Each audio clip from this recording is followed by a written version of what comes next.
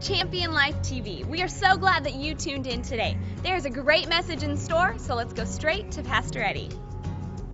And we have about a dozen teachers that I know of. We had about 4 or 5 in the first service. How many teachers do we have in this service? Teachers, 1, 2, 3, 4, 5, 6 at least. Fantastic.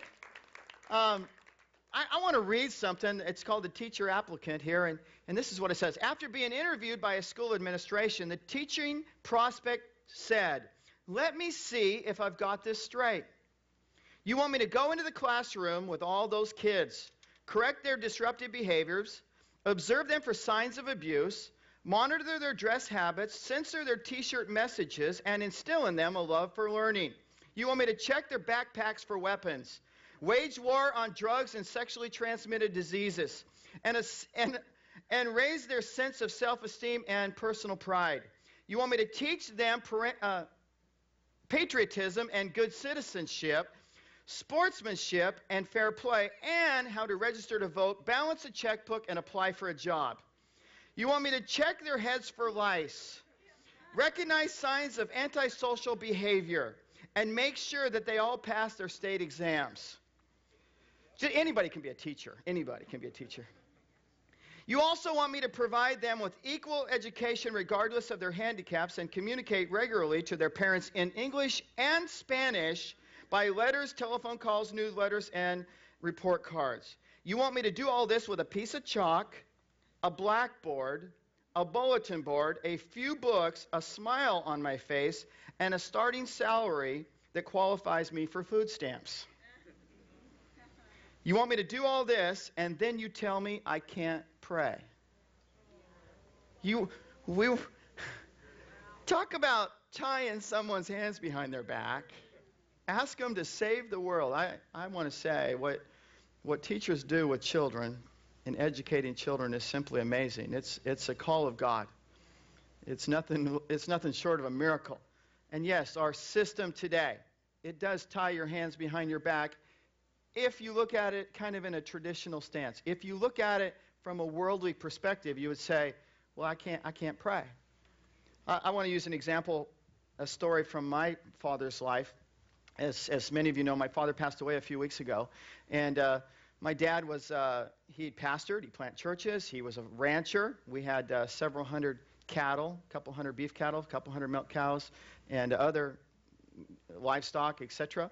Had a lot of hired men on our job. But my dad, for some reason, felt that he felt like he had been confined within the 4 walls of the church.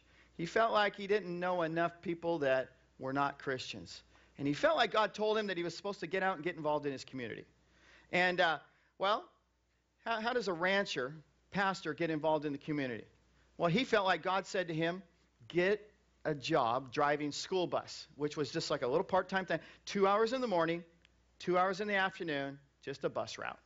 And so he said, okay, God, I'll do it.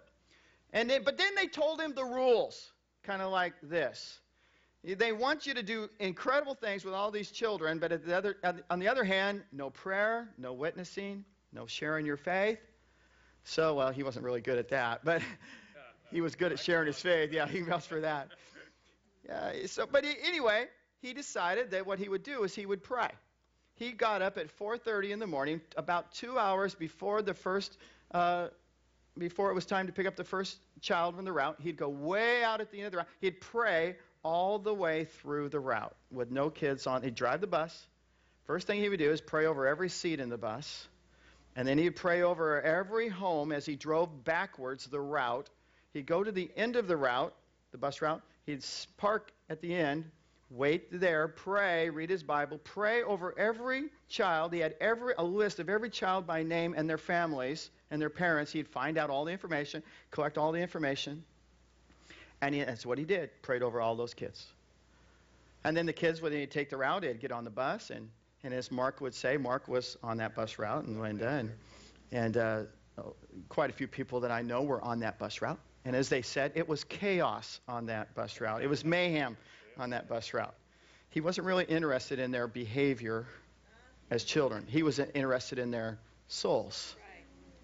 And Just a few weeks ago at the memorial service for my dad, one of the things, there was approximately 10 people there who were at that service, who were on that bus route, and the testimony goes along the lines of approximately 50-60% of the families that were on that bus route, those families, all about 50-60% became saved, gave their lives to God.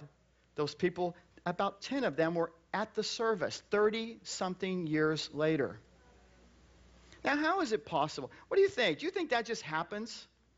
Do you think it's kind of like the evolution of a bus route? It's just a natural thing for people to just get saved on the bus route? No, it happened because someone had a plan. They had a purpose. They understood the power of prayer. He understood that prayer was more powerful than any school board. Understood that a Christian witness is more powerful than any state legislation or laws. And teachers, I got to tell you, that if you will, you may not be able to pray in your classroom and pray out aloud over your kids. But that does not stop you from praying for your children, praying over those classrooms, getting there early, staying late. I would say there would be nothing more that I would say this, at least it would be among the greatest things you could ever do with your life, is to have it said about you that of your 5th grade class, over 50% of those children came to know Christ and their families came to know Christ. And you never said a word publicly about your faith in God. It's possible. I'm telling you, it's possible.